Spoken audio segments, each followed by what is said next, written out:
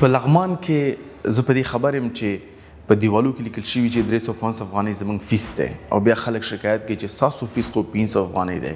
نو زه دا وایم که تا ته 1.5 افغانۍ دومره ډېر مهمې دي، راشه موږ سره خبرې وکوه، موږ بیرته معاف کړو. لیکن حقیقت دا دی چې که ته واقعا تکړه با تجربه او سازان نیسي،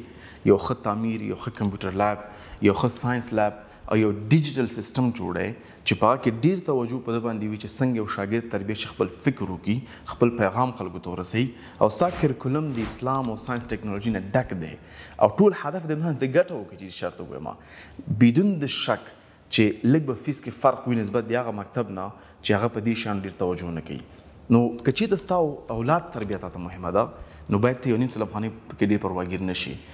که تا ته دا مهمه ده چې ستا اولاد واقعا یو ځای ته ورسیږي او یو چا ته یې په لاس ورکړي چې با تجربه خلک دي، لکه په لغمان کې مدیر هغه شخص دی چې زما استاد په مکتب کې، نو 15 کلن تعلیمي تجربه هغه لري او همداسې استادان تاسو لاړ شئ ورسره کښېنئ خبرې ورسره وکړئ، نو باید بیا تا ته 1.5 افغانۍ دومره مهمې نه وي.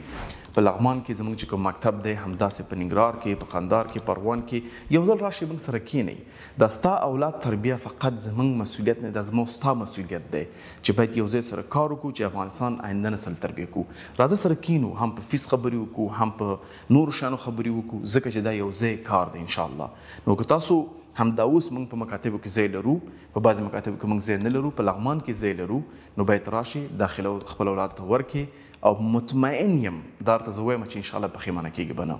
ځکه واقعا دا مکاتب چې ما جوړ کړي دي فقط دې هدف دپاره چې زه د افغانستان آینده نسل تربیه کړم چې څنګه فکر وکړي، څنګه خپل پیغام خلکو ته ورسوي،